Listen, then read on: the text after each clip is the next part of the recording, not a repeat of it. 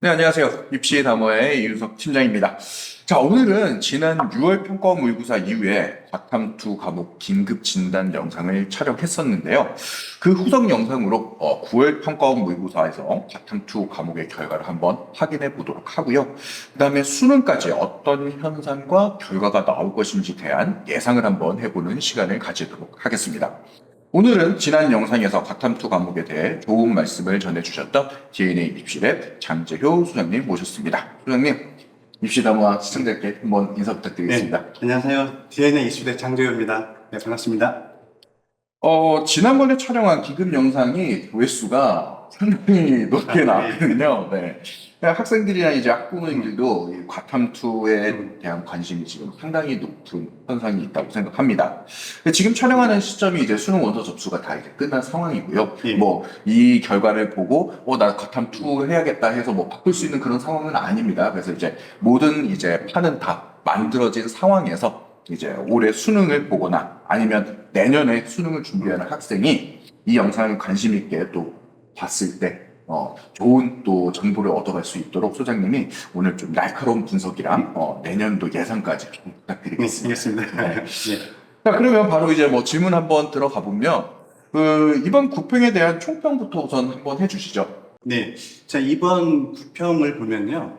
일단 평가원이 네. 어떤 의도를 가지고 있는지가 명확하게 보이더라고요. 음. 어떤 거냐면, 여러 가지 논란이 많잖아요, 요즘에. 네. 그 논란을 최대한 다 없애려고 했던 것 같아요. 그리고 어느 정도는 그게 성공했고요. 네. 그러니까 예를 들어서 그게 어떤 얘기냐면은, 일단 화작하고 원매하고 만점 표점이 굉장히 많이 차이가 났었잖아요. 네, 그렇죠. 근데 그 부분도 줄이려고 했어요. 그러니까 음. 예를 들어서 작년 수능에서는 5점 차이가 났어요. 네. 그 다음에 이번 6평에서도 5점 차이가 났기 때문에 화작과 원매에 대한 어떤 최고점 표점 차이가 많이 나가지고 좀 이슈가 있었거든요. 네. 그래서 그런 부분도 줄이려고 했던 것 같고, 그래서 이번 9평으로는 물론 아직은 좀 가채점 결과이긴 하겠지만 네. 지금 나온 결과를 보면 3점으로 줄었어요. 아. 네, 그것도 그래서 어느 정도 성공을 했고요. 네. 그 다음에 또 확통과 미적과의 최고점 표점 차이도 좀 많이 났었거든요. 네. 작년 수능에서는 4점이었기 때문에 괜찮았어요. 네. 근데 이번 6평에서는 9점 차이가 났어요. 차이가 꽤 났네요. 그렇죠. 네. 많이 났죠. 그러니까 이것도 문제가 될 소지가 있었는데 이번 9평에서는 이게 조절을 잘해가지고 네. 한 4점 정도 맞췄어요. 어. 그래서 네. 이것도 수능에서는 이 정도 선으로 유지될 가능성이 높아 보여요. 그 다음에 또 하나는 국어와 수학의 만점 표점도 굉장히 차이가 많이 났었잖아요. 네네. 그러니까 작년 수능 같은 경우에는 11점. 네. 그 다음에 이번 6평 같은 경우에는 심지어 15점 차이가 났어요. 네. 굉장히 많은 차이가 났기 때문에 이게 좀 문제가 될 소지가 있었는데 이번에는 1점으로 줄었어요. 네. 이게 수학이 약간 1점 정도 높은 선이 되긴 하겠는데 이 부분은 약간은 좀 더 벌어질 가능성은 있어 보여요. 그러니까 보통 한 3점 정도, 네. 4점 정도 이렇게 벌어질 가능성은 있어 보여요.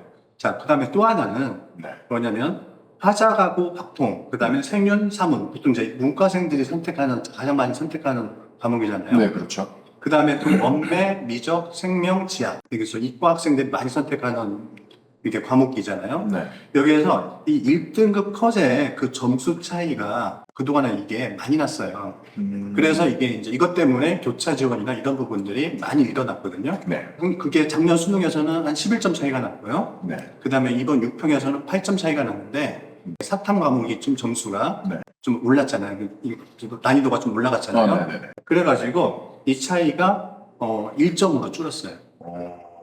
그러니까 만약에 이와 같은 수준이 만약에 수능에서 나온다면은 네.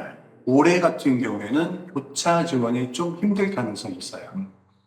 문과생한테 오히려 이제 유리한 상황이 벌어질 수 있는 거죠. 그 다음에 이번에 또 하나는 이제 바탐 1하고 바탐 2의 네. 표점 차이가 굉장히 커서 문제가 됐잖아요. 네. 그래서 이번에도 평가원도 이거를 굉장히 줄이려고 했던 것 같아요. 네. 그래서 이거를 작년 수능에서 보자면 작년에는 오히려 바탐 1이 2점 높았어요.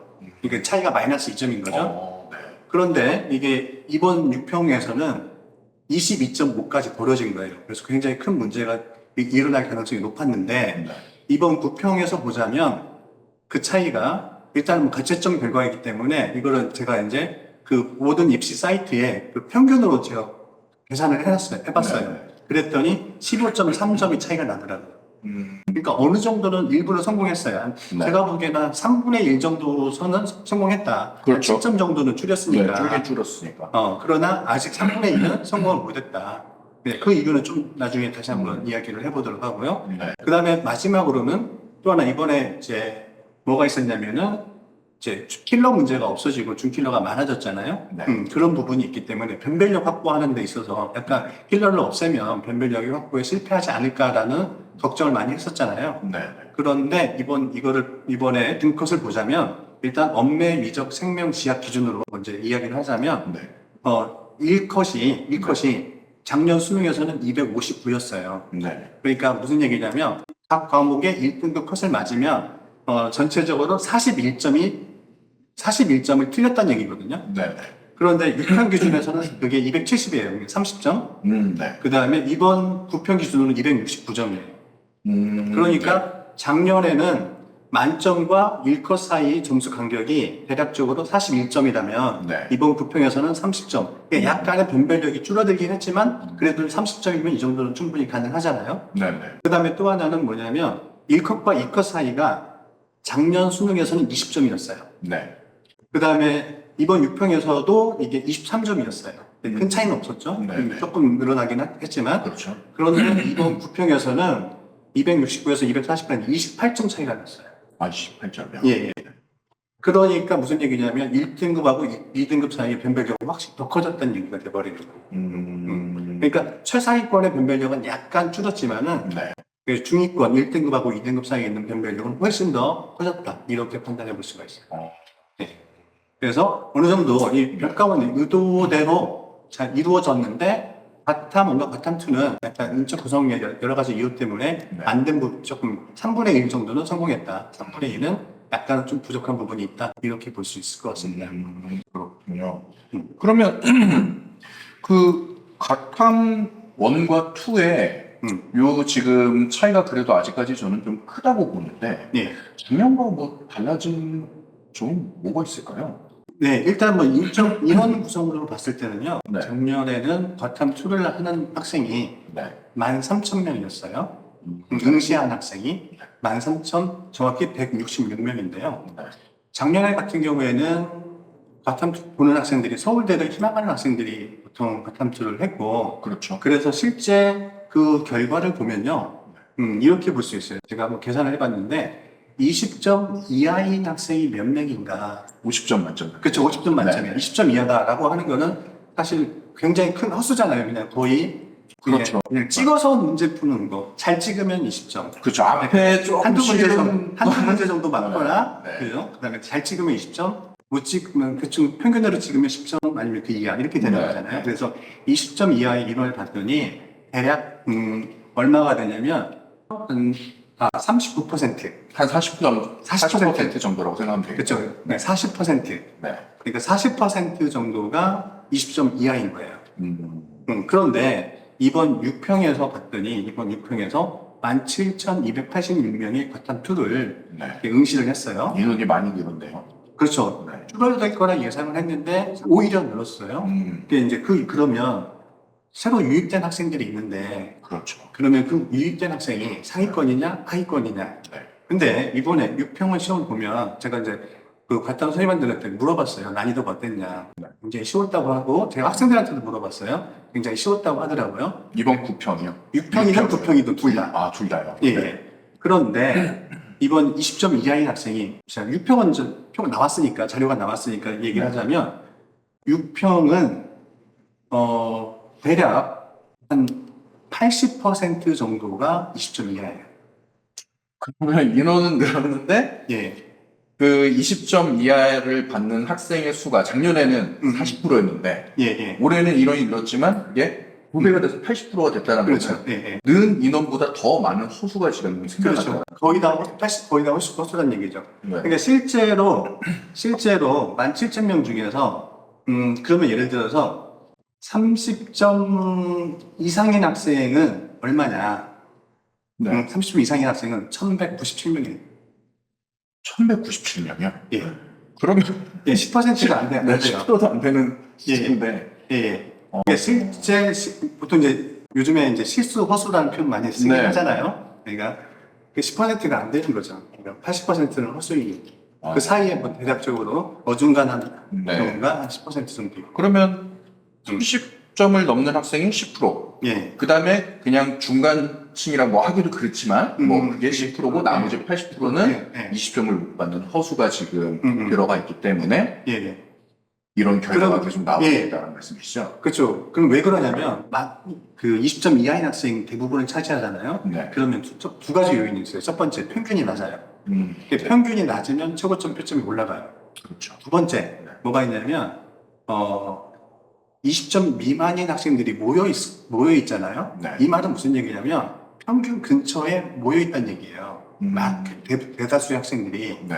그러면 표준 편차가 어떨 것 같으세요? 커질 것 같으세요? 작아질 것 같으세요? 평균에 모여 있어요. 그럼 작아지죠. 작아지죠. 네. 표준 편차가 작아지면 최고점 표점은 커져요. 그렇죠. 표점을 할 때 표준 편차가 분모가 분모에 되니까, 있잖아요. 네, 분모에 들어가니까 그렇죠. 그렇겠죠. 작아지면 네. 커지는 거예요. 그래서 제가 그거를 6평 거를 제가 조사를 해봤어요. 그러니까 작년 수능에서는 표점이 대략적으로 물투가 12.5. 10점이 넘으면 네. 표점이 큰 거고 10점이 작으면 작은 거예요. 보통 네. 10점 기준으로 판단을 하는 거예요. 네. 물투는 12.5예요. 네. 화투는 11.1, 생투는 11.4, 지투는 13.3. 이게 다 그 가상수의 표준 편차가 표준 편차예요. 작년 수능에. 다 10점을 조금 다 넘는 넘었어요. 거예요. 그러니까 작년 같은 경우에는 그러니까 잘하는 학생도 있고 네. 못하는 학생도 이렇게 퍼져 있기 때문에 네. 네, 그러니까 표준 편차가 굉장히 컸죠. 네. 네. 그러니까 이 말은 무슨 얘기냐면 최고점 표점이 떨어지는 거죠. 네. 네. 그런데 이번 6평에서 보면 물투는 9.8이에요. 네. 10점보다 좀 작아졌죠. 네. 화투가 8.3이죠. 네. 그 다음에 생투가 8.7이고 네. 그 다음에 G2가 7.7이에요. G2가 차이가- 굉장히 작죠. 차이가 굉장히 많이 나는데요. 그러니까 G2가 7.7이니까 G2의 표준 점수의 최고점이 98이었던 거예요. 아, 예. 그 다음에 여기서 그래도 6월 달에 제일 낮았던 게 물투가 86이거든요. 네. 근데 표준 편차가 9.8이에요. 아, 그러니까 이번에 보면 G2의 그 편차가 훨씬 더 심한 거죠.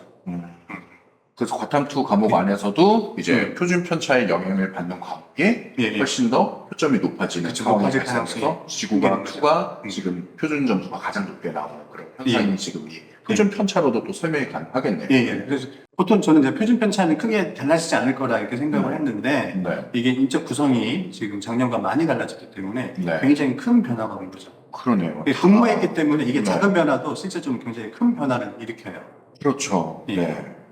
그러면 지금 이 제가 그러면 24년도 그 9월 평가원에는 몇 네. 명이 받는지 아직은 자료가 없으니까 네네. 좀 그런데 이게 24년도 수능 응시 인원이 지금 발표가 됐어요. 네네. 근데 그거를 보면 몇 명이 응시를 했냐면 2899명이 응시를 했어요. 작년에 거의 2배 아니죠. 조금 안 되는. 근데 작년에는 이제 13,000명이 응시를 했고, 네. 지금 여기서 2899명은 네. 지원한 학생이 2899명이에요. 아, 지원자, 응시자는 지원자. 아니고. 그렇죠. 그렇죠. 네. 대략적으로 결시가 보통 한 15% 정도 넘거든요. 그러니까 그 결시까지 고려를 해서 판단하면 네. 응시자가 대략적으로 한 17,000명 정도 되지 않을까 이렇게 예상이 돼요. 그러니까 6월 평가원하고 네. 응시 인원은 거의 큰 차이는 없을 것 같아요.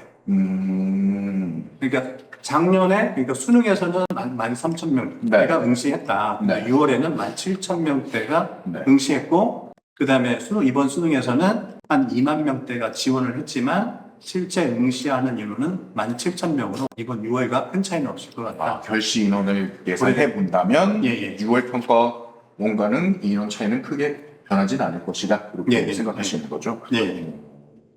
그러면 이 점수가 수능까지 이렇게 결과가 나올 가능성도 있을까요? 네, 아까 이제 말씀을 드렸는데 일단 첫 번째 네. 이제 평가원에서 이 차이를 줄이려고 노력을 할 거예요. 네. 그래서 노력하는 방향으로는 첫 번째 일단 과탐 1을 약간 올리는 방법이 있어요. 네. 이번 9평으로 봤을 때 바텀 1의 만점 표점이 70점이 안 되거든요. 네. 그 다음에 1컷으로 봤을 때는 보통 47이나 48 정도 되거든요. 네. 그러니까 아직까지 한 문제 정도는 난이도를 올릴 여지는 있어 보여요. 그래서 1등급 컷을 네. 한 45 정도로 맞춘다고 한다면 네. 바텀 1과 바텀 2의 만점 표점 차이를 일단 여기에서 3점 정도는 줄일 여지가 있어 보여요. 자, 또 하나는 두 번째는 일단 바텀 2를 지금도 9월에도 쉽게 냈지만 네. 수능에는 네. 애들을 생각해서 더 쉽게 낼 가능성도 있어 보이고 네. 그렇게 내야 이 차이를 줄일 수 있을 것 같아요. 네. 그래서 더 쉽게 낸다고 한다면 예를 들어서 한 문제 좀 더 쉽게 낸다고 한다면 여기에서 또 한 3점 정도 이 차이를 줄일 수 있을 것 같아요. 그런데 예, 예. 80%가 허수인 상황에서 아무리 문제를 쉽게 낸들 큰 의미적인 변화, 점수적인 변화가 나타날 수 있을까요? 그래서 평가원에서는 쉽게 내려고 하면 결과적으로 평균은 어느 정도 조금은 올라가겠죠. 네. 그런데 상위권에서 올라가고 하위권에서는 큰 차이는 없을 것 같은. 그래서 1등급 컷은 올라갈 수 있을 것 같아요. 그러니까 최고점은 조금 올라가는 효과가 좀 떨어지는데 네. 1등급 컷은 그러니까 예를 들어서 4% 정도 되잖아요. 네. 얘네들은 아직 그래도 실수잖아요. 네. 그러니까 이 학생들은 올라갈 여지가 굉장히 높아요. 근데 2등급이나 3등급에서는 네. 뚝뚝 떨어지는 거죠. 아, 그러니까 1등급과 2등급의 또 갭 차이는 훨씬 더 벌어질 여지가 그렇죠. 그러니까 과탐 1에서는 예를 들어서 1등급 컷이 47이다. 네. 또는 뭐 48이다. 이러면 2등급 컷이 보통 44 이 정도 되거든요. 네, 그렇죠. 네. 그런데 과탐 2에서는 뭐 예를 들어서 45가 1등급 컷이다. 그러면 2등급 컷은 보통 뭐 40 이렇게 나와야 되는데 네. 그것보다 훨씬 낮은 뭐 35 뭐 이렇게 벌어질 수 있는 거죠. 오늘 20점대가 왠지 만약에 가탐투에서 1등급 컷이 뭐 40점대가 나온다고 하더라도 이 갭 차이가 워낙 크기 때문에 그렇죠. 네. 2등급이 20점대도 저는 충분히 나올 가능성이 그럴 수도 있다고 있죠. 네. 생각되거든요. 예, 예. 아, 이건 수능의 결과를 굉장히 좀 주의 깊게 봐야 될 것 같습니다. 만약에 수능에서 이와 같은 현상이 이제 결과가 이제 나오게 되면 예. 이제 뭐 표점을 반영하는 대학에서 좋은 결과를 받은 학생이 표점을 반영하는 대학에 지원했을 경우에 어떤 뭐 정말 극단적인 예를 들어보면 어떤 결과까지 나올 수 있을까요? 일단은요, 지금 수능은 아직은 좀 예상적인 부분이 있기 때문에 이번 네. 구평으로 한번 얘기를 해볼게요. 네. 수능에서는 이 차이보다 좀 줄어들 가능성은 있지만, 네. 이번 구평으로 만약에 계산을 해본다면, 네. 어떤 일이 발생을 할 수가 있냐면, 예를 들어서 화지를 선택을 해가지고, 네. 화원 지원을 선택해가지고, 네. 이번에 만점을 맞았어요. 네. 그 학생이 있다고 해볼게요. 네. 그리고 이게 수능이라고 가정을 해볼게요. 네. 그러면 어디 쓰죠? 만점 맞으면 어디 써야 되죠? 그럼 서울대 써야죠, 뭐. 서울대? 네. 무슨 과자? 어디 써야 될까요? 만약에 만점을 맞았어요. 네. 수능에서 만점 맞았어요. 네. 그러면 보통은 어디 씁니다? 의대 쓰겠죠. 네. 그러면 이 학생이 그럼 당연히 의대 갈 거라고 생각을 할 거 아니에요. 그렇죠. 그래서 제가 계산을 해봤어요. 네. 서울대 환산식으로 점수를 계산을 해봤는데, 자, 이렇게 화원 지원으로 했을 때, 만점 표점이 지금 60칼로 지금 나오거든요. 예상되는 게. 네. 그렇게 계산하면 환산 점수가 422.4가 나와요. 422.4요. 예, 만점 표점이요. 네. 네. 자, 그런데 이제, 그러면, 다른 과목으로 만점인 학생하고 비교를 해봐야 되겠죠. 네. 그래서, 물원하고 G2로 만점 맞은 학생의 네. 환산 점수를 계산을 해보면, 네. 그 차이가 얼마가 나오는지, 점수가. 네. 근데, 서울대 같은 경우에 2과목 하나 하면서 가산점 3점까지 계산을 네, 그렇죠. 했어야 되죠. 네, 네. 그렇게 계산하면 443.8이 나와요. 443.8이요? 예. 21.4가 되네요. 어마. 예, 예. 그러니까 다른 과목에서 20점 정도를 감점을 받아도 네. 화지 선택은 만점자보다 점수가 높을 수 있다는 얘기예요. 그러면 국어 최하 몇 등급까지 가능? 제가 그러면 이것도 한번 해볼게요. 그래서 더 심한 경우 네. 투한 학생이 있을 수 있잖아요. 그렇긴 하죠. 있더라고요. 제가 저번 설명회 하는데 네. 투투한 학생 어머니하고 상담을 해본 적이 있어요. 아, 그러세요? 예, 예. 네. 네. 네, 투투한 학생이 있는데 네. 이 학생 같은 경우에 만약에 물투, 지투를 네. 해가지고 만점 맞잖아요. 네. 그러면 판산 점수가 가산점이 5점이죠. 그렇죠. 5점이 돼야죠. 456.2가 나와요. 그래서 입이 안 다물으시네요. 네. 그래서 제가 이거를 그러면 도대체 어느 정도까지 다른 과목을 망쳐도 가능한가 네네. 계산을 해봤더니 제가 네. 그 엄매 기준으로 해가지고 네. 원점수 71점을 맞았을 때 4등급 정도 나오거든요. 네.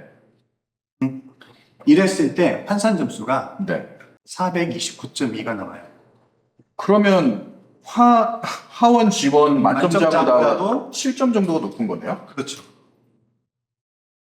엄매 기준으로 4등급을 받아도 예. 원 과목 2개를 만점 받은 학생보다 7점이 더 높아요. 환산 점수가요. 예. 이렇게 된다면 이런 학생들이 몇몇 된다면 서울대 위에는 그러니까 네. 원 선택자가 만점 맞아도 좀 조심해야 되지 않을까. 이게 두 과목을 안 한 학생들 같은 경우는 올해 정말 서울대 의대를 쓸 경우에는 조금 고민을 굉장히 좀 많이 하고 보수적으로 좀 기준을 잡아야 될 것 같다는 생각이 드네요. 예, 예. 그래서 이런 경우 있을 것 같아요. 그러니까 서울대 투 과목을 한 학생들은 네. 뭐 예를 들어서 비슷한 학과에서 네. 서울대는 합격했는데 네. 연세대는 떨어지는 그런 상황도 네. 발생할 수 있을 것 같아요. 그러면 표점을 반영하는 대학이 이제 투 과목을 한 학생들에게는 굉장히 좀 유리할 텐데 이 표점을 반영하는 대학 리스트를 소장님이 한번 좀 소개해 주시죠. 일단 이제 상위권에서 보자면요. 네. 그 대부분 이제 그 대학들은 그 표준 점수를 변환 표준 점수로 해가지고 100분위로 반영을 해요. 네네. 그래서 표준 점수를 그대로 반영하는 데는 많지는 않고 네. 그래서 일단 서울대가 가장 큰 영향을 주는 부분이 있고요. 네. 그 다음에 이제 그러면 의대 지원하는 학생들은 그러면 나는 상관없지 않을까 이런 생각 가질 수 있는데 네. 의대 지원하는 학생도 영향을 받을 수가 있어요.